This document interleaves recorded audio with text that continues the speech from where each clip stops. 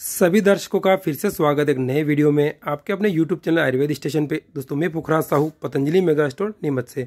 दोस्तों हमारे चैनल के एक दर्शक भाई जिनका कि नाम है ट्रू नॉलेज, उन्होंने कमेंट करके पूछा है कि पतंजलि की दिव्य हीरक भस्म का रिव्यू करें।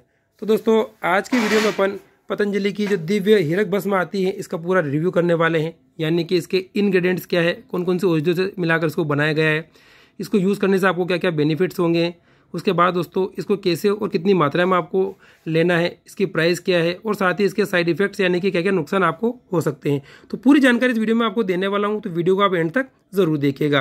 दोस्तों अगर अपन सबसे पहले इस दिव्य हीरक भस्म के इंग्रेडिएंट्स की बात करें तो दोस्तों इसके अंदर है शुद्ध हीरा, रस सिंदूर, शुद्ध मनशिल और अंत में शुद्ध गंधक। इस प्रकार की आयुर्वेदिक औषधियाँ इसके अंदर मिलाई गई है। अब दोस्तों सबसे मुख्य बात आती है इस औषधि को यूज़ करने से किसी को क्या क्या लाभ यानी कि बेनिफिट्स हो सकते हैं। तो सबसे पहले अपन बात करें इसके बेनिफिट्स की, तो ये जो हीरक भस्म आपको दिख रही है इसको टीबी की समस्याओं में यूज लिया जाता है, यानी किसी व्यक्ति को लगातार खांसी चल रही है और खांसी टीबी में बदल गई है तो उसको ठीक करने में भी इस हीरक भस्म को उपयोग में लिया जा सकता है। दूसरा दोस्तों इसका जो बेनिफिट है वो कमजोरी, यानी कि किसी का शरीर बहुत ज़्यादा कमजोर हो गया है, शरीर का पूरा विकास नहीं हो रहा है या किसी बड़ी बीमारी के कारण शरीर में दुर्बलता आ गई है या कमजोरी आ गई है तो उसको ठीक करने के लिए भी हीरक भस्म को यूज में लिया जा सकता है।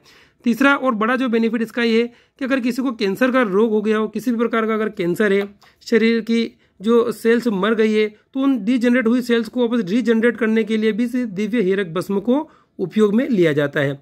चौथा और इसका मुख्य लाभ अगर अपन जाने तो अगर किसी को एंजियोस्पर्मिया का रोग है, यानी कि जिनके शुक्राणु बिल्कुल नील हो गए हैं, तो उस एंजियोस्पर्मिया के रोग में भी इस हीरक भस्म का उपयोग किया जाता है। और अंत में दोस्तों अगर इसका एक और बेनिफिट अपन देखें तो अगर किसी को पुराना रोग है, जीर्ण रोग है, तो उस रोग को ठीक करने में भी दिव्य हीरक भस्म बहुत ही ज़्यादा कारगर है। तो दोस्तों ये थे इसके सारे बेनिफिट्स।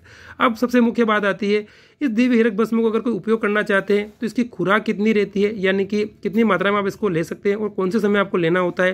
तो दोस्तों इसको आप दिन में 2 बार ले सकते हैं और इसकी जो क्वांटिटी होती है वो है 2 मिलीग्राम, यानी कि अधिकतम आप इसका 2 मिलीग्राम तक वैद्य के परामर्श से उपयोग कर सकते हैं। इस औषधि को किसके साथ आप सेवन करें तो दोस्तों आप इसे शहद के साथ या फिर गुनगुने पानी से भी सेवन कर सकते हैं।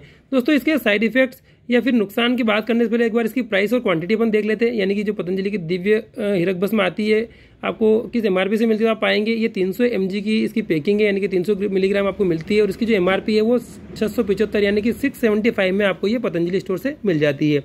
अब दोस्तों बात करें इसके साइड इफेक्ट्स या नुकसान की, आप इस औषधि का सेवन करें अपने रोग के अनुसार। तो जो छोटे बच्चे हैं या फिर जो गर्भवती महिलाएं हैं वो इसका सेवन बिना वैद्य के परामर्श के नहीं करें, या फिर अगर आपके आसपास में पतंजलि का स्टोर है तो सभी व्यक्ति इसको यूज करने से पहले एक बार डॉक्टर से कंसल्ट अवश्य कर लें।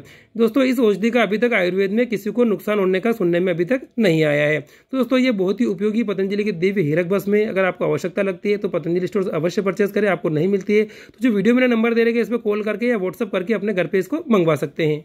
ओम।